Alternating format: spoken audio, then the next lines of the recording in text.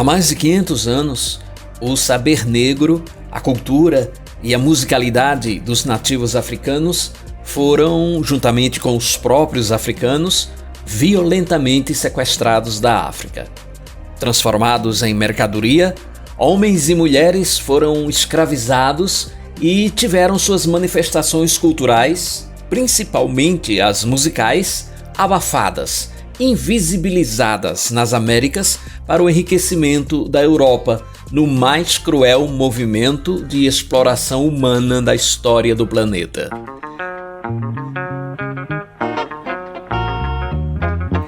Eu sou Edson Tavares e este é o podcast Aqui às Quintas, em sua segunda temporada, esta temática, abordando o tema negritudes. No quinto episódio, o assunto é a presença e a valorização dessas manifestações artístico-culturais nos nossos dias.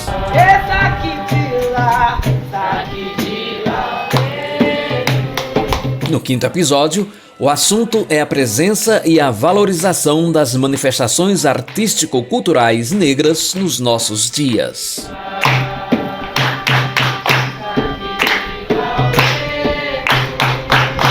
Para justificar essa cruel e desumana estrutura escravocrata, mas também para, de certo, tranquilizar a consciência dos escravizadores, se é que eles tinham alguma, havia que se propagar a ideia de que os negros eram uma sub-raça troglodita, formada por seres irracionais, violentos e sem capacidade civilizatória.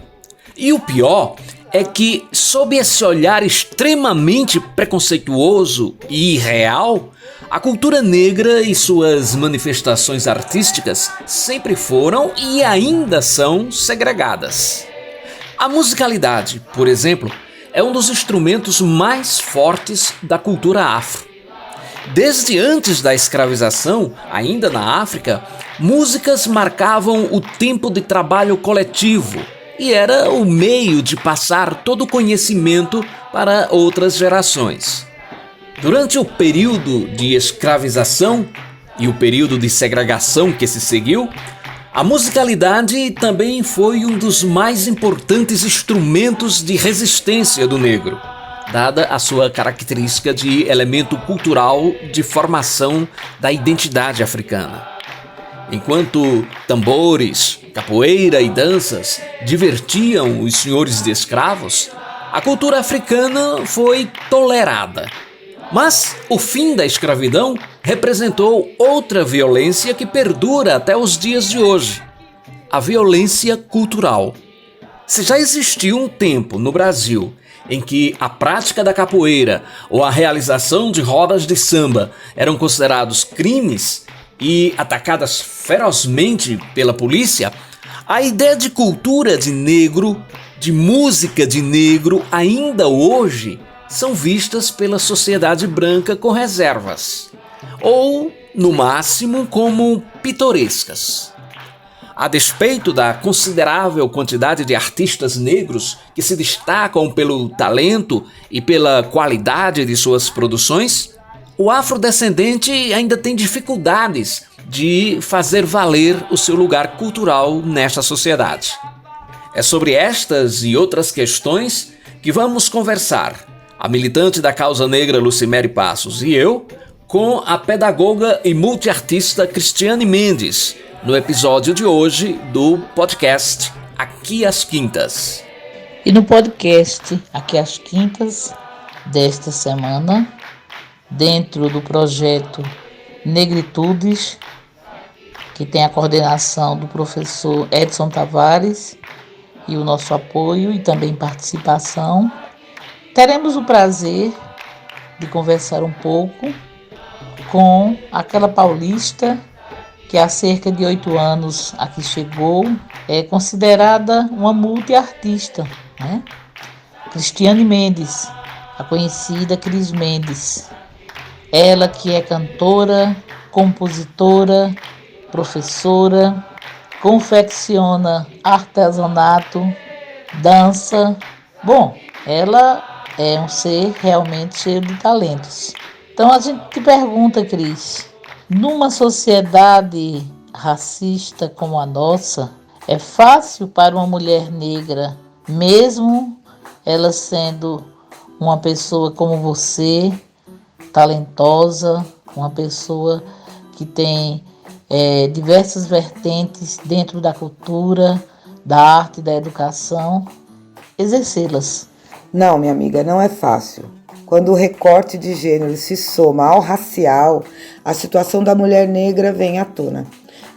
Nós, mulheres negras aqui no Brasil, ainda sofremos os reflexos do que aconteceu com nossas ancestrais, principalmente no mercado de trabalho, em todos os setores, né? E na arte não é diferente. Eu posso citar como exemplo duas excelentes cantoras baianas, Margareth Menezes e Ivete Sangalo. A sua atuação, a atuação de cada uma delas, né? Nós vemos muito Ivete Sangalo como jurada, como apresentadora, e podemos ver também a diferença do cachê de cada uma. Cris, a gente tem a impressão de que a cultura e a musicalidade negra ainda frequentam um reduto eminentemente negro. O que está faltando para que as manifestações artísticas e culturais dos negros extrapolem os guetos e atinjam espaços mais amplos? Pois é, eu sempre vou bater na tecla da educação. O que precisa é incluir essa cultura na educação. Nós negros somos educados pela nossa cultura, nossa história. O movimento negro educa. Então, se na aula de educação física oferecer a capoeira, né, apresentar a capoeira para os alunos, na aula de artes, ensinar a dança, a culinária afro-brasileira, ao invés do balé, ensinarmos o jongo, o samba, o ritmo percussivo, os instrumentos de percussão e até mesmo apresentarmos nossos artistas negros, os compositores, o que fazem essa cultura, saindo, né, daquela data da consciência negra. Porque, na verdade, a consciência negra ela tem que ser o ano inteiro apresentando e valorizando essa cultura. E aí sim, né, ampliando o conhecimento dessas pessoas e ampliando o espaço da nossa cultura. Cris, vamos falar agora de educação, porque nós soubemos que você, quando concluiu a sua graduação em pedagogia, o seu TCC foi um projeto muito interessante, denominado Afroalfabetização. Você elaborou um trabalho chamando a atenção para a importância de trazer os valores, a cultura, a tradição da afrodescendência para a educação.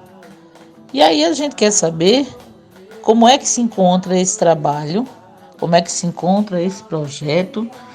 A educação é uma das principais ferramentas contra a discriminação racial e em favor da inserção pessoal, cultural e social da população afrodescendente.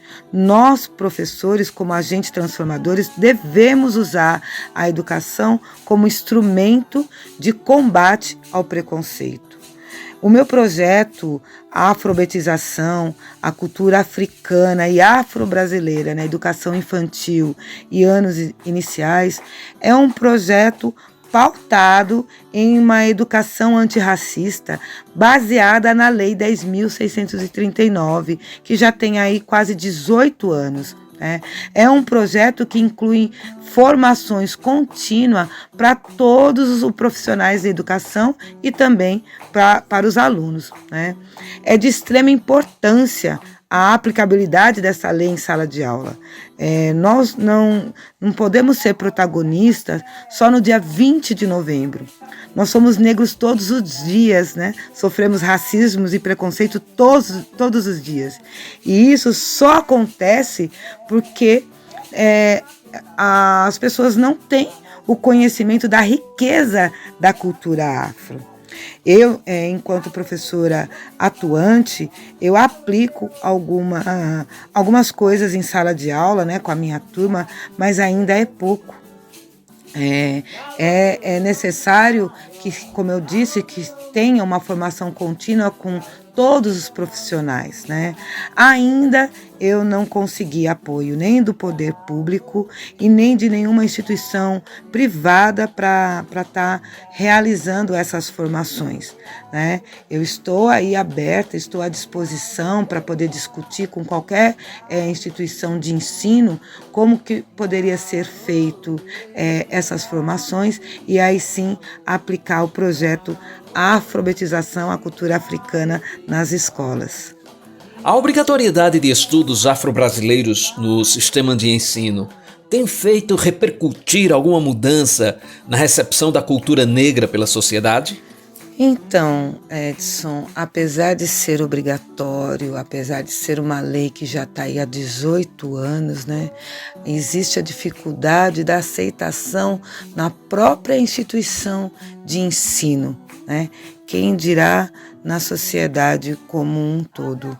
É um passo de formiguinha. Eu costumo dizer que tudo isso que a gente faz é para que as pessoas conheçam a cultura afro-brasileira, a cultura africana. Eu costumo dizer que essa aplicação, que essa aceitação não vai ser nem para os meus netos, nem para os meus bisnetos. Quem sabe meus tataranetos vão poder curtir, poder conhecer a cultura afro da maneira que ela tem que ser valorizada e respeitada. Então, assim, com um passo muito lento que essa aceitação da cultura entra na sociedade. Eu também percebo aí um movimento lento, mas já aparecendo de artistas que eu costumo dizer que a ancestralidade está usando, né, para dar vez e voz à nossa cultura. E eu acho que é por aí, né? Então, com passos lentos, com passos devagar, né? A cultura está sendo introduzida, não aceita. Quem ouviu um soluçar de dor no canto do Brasil, um lamento triste sempre ecoou, desde que o índio guerreiro foi pro cativeiro e de lá cantou. Veja, eu peguei um tempo, nos anos 70, em que diversos cantores gravavam canções ligadas à religiosidade e à cultura africanas. Artistas que iam de um Martinho da Vila, uma Maria Bethânia ou Vando, até um Ronivon ou Silvinho Araújo. Você vê isso como uma tentativa de popularizar esses temas junto ao público ou apenas estratégias de marketing? Eu ainda incluo aí os Ticoãs, Mateus Aleluia, Clara Nunes, né? Artistas que estavam à frente, né, do seu tempo, né, nos anos 70, nos anos 60, 70, colocando a religiosidade na sua música para realmente popularizar, né, esse tema, tirar, mostrar, né, que não existe nada ligado ao demônio ou a coisa ruim. Eu procuro fazer isso em minhas músicas, né? Eu também sou compositora e como a música ela é um idioma universal, a gente consegue atingir mais pessoas com a música, então eu coloco em minhas composições parte da religiosidade também para desmistificar essa parte negativa que colocaram, né, na nossa cultura. Então eu vejo sim que não era marketing, mesmo porque a aceitação comercial é muito pouca. E eu falo por mim, né? Por mais que as minhas músicas são dançantes, são músicas alegres, né? Eu não tenho espaço na noite para apresentá-las, né? né? Eu posso fazer em outros tipos de trabalho, né? Em amostras musicais, mas em barzinhos eu teria que estar cantando músicas de outros compositores e não as minhas. Eu sou dessas que falo de amor, eu sou dessas que valoriza minha cor, eu sou dessas que gosto de sambar. Cris, há cerca de 5 anos, nós tivemos um projeto em comum, né, no campo musical, que foi Música Preta Brasileira. Depois, você também seguiu caminho, né, e fez diversas apresentações, participou inclusive a convite de eventos. E aí a gente quer saber há quantas anda a sua carreira, como é que anda essa sua relação com a música, o que é que neste momento a Cris Cantora está fazendo. Bom, a minha última apresentação em palco mesmo foi em 2019. Nós participamos da Amostra Leão do Norte em Goiânia, depois de terem visto a minha apresentação no São João, aqui de Caruaru, também no mesmo ano. Depois disso, eu fui convidada, já tinha alguns convites feitos para estar voltando a Goiânia, e Recife, Olinda e Petrolina com o espetáculo Saquedila. Mas aí veio a pandemia, né?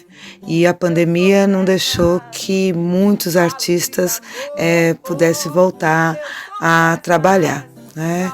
Aí eu fiz uma pequena live com 3 músicas autorais a convite do próprio Sesc Pernambuco, né?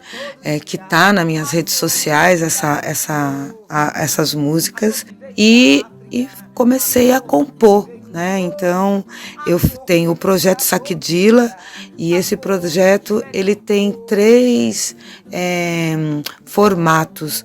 O primeiro formato são com músicas autorais, né, minhas músicas, com arranjo dos meus companheiros músicos que me acompanham, né, nas apresentações. Tem o formato de um tributo a Ticoãs, porque eu sou muito ligada à música deles e gosto muito de Mateus Aleluia, né? E o terceiro formato com músicas do candomblé, músicas religiosas, mas do candomblé Angola-Congo, que é muito difícil encontrar músicas com a língua do povo banto, com a língua quimbundo, com a língua umbundo, quincongo, que são línguas faladas, né, na Angola, algumas das línguas faladas. Então tem esse formato, né? Eu ando compondo muito. Como eu disse, ainda não tem um espaço, né? Tá começando a abrir as casas noturnas agora, mas com muita segurança. Então eu tenho ainda um pouco de medo, né? Mas eu ando compondo e montando esses projetos para o futuro aí, né? Depois dessa pandemia, que essa pandemia passar. Eu também sou uma liderança religiosa da cultura de religião de matriz africana, então eu estou construindo o primeiro terreiro de Candomblé Angola na cidade, e esse terreiro ele vai para além da religiosidade, porque vai ser sede do Instituto de Cultura Afro Brasileiro, Abayomi, né? E aí no Instituto nós vamos estar ensinando a capoeira, a dança, né, o jongo, ensinando a construção de materiais, de instrumentos musicais percussivos, né, o maculelê, tranças, amarração de turbante, né? Aí que entra o apoio do poder público, é aí nesses projetos, né? Então, nessa pandemia, eu deixei um pouco de lado a Cris cantora e a Cris compositora está mais na frente, e também esses outros projetos.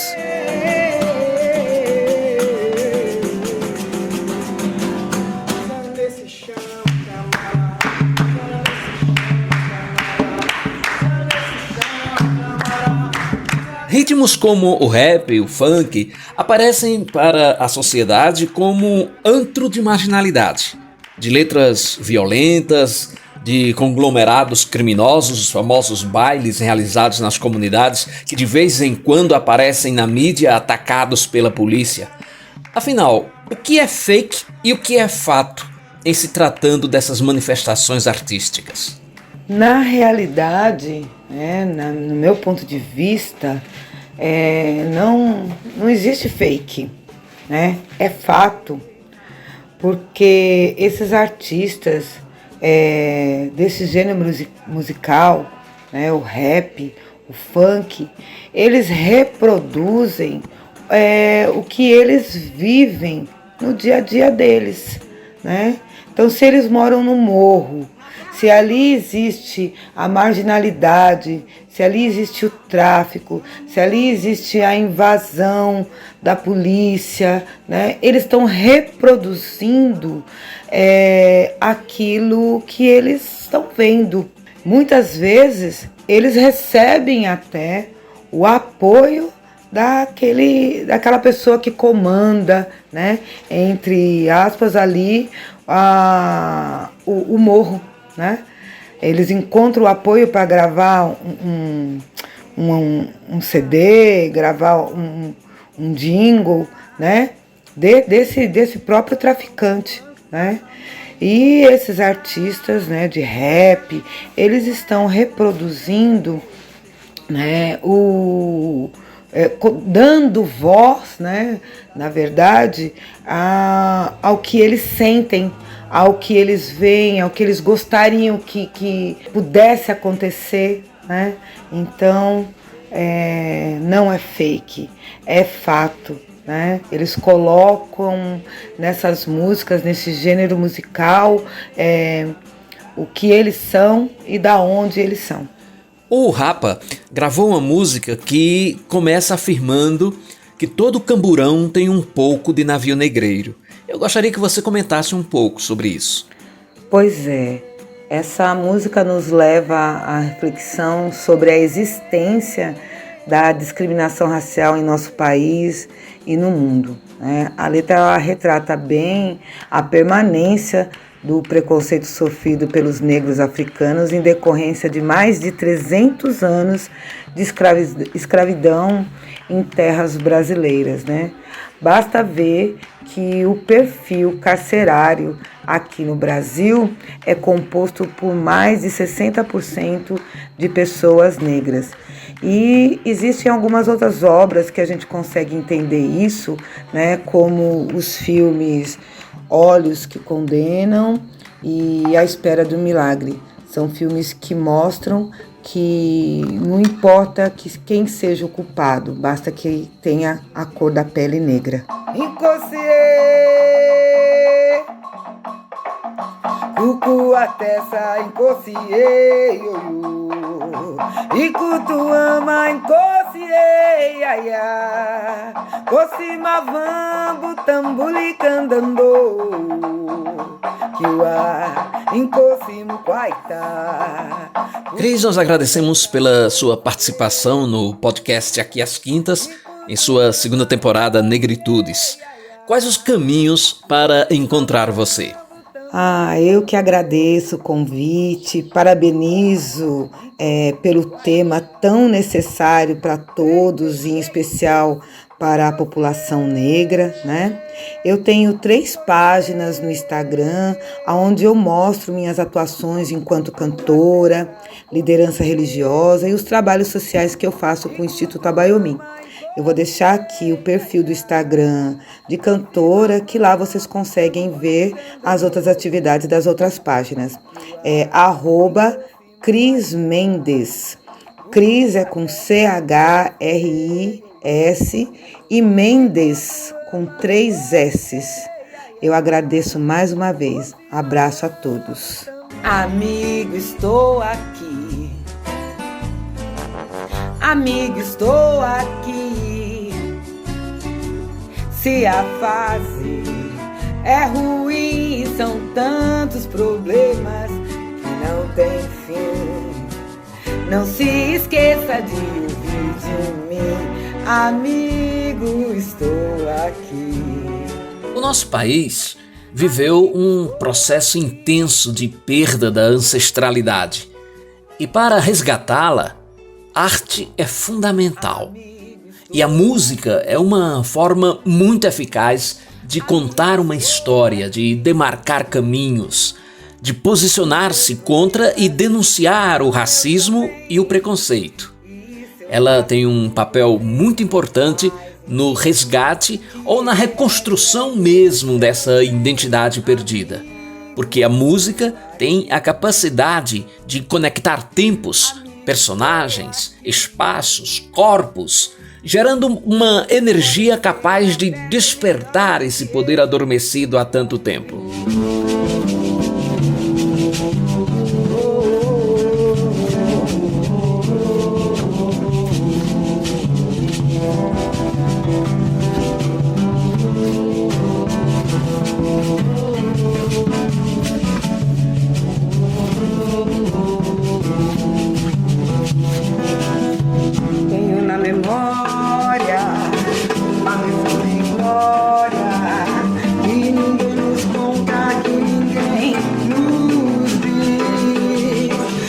O podcast Aqui às Quintas faz parte da rede nordestina de podcasts.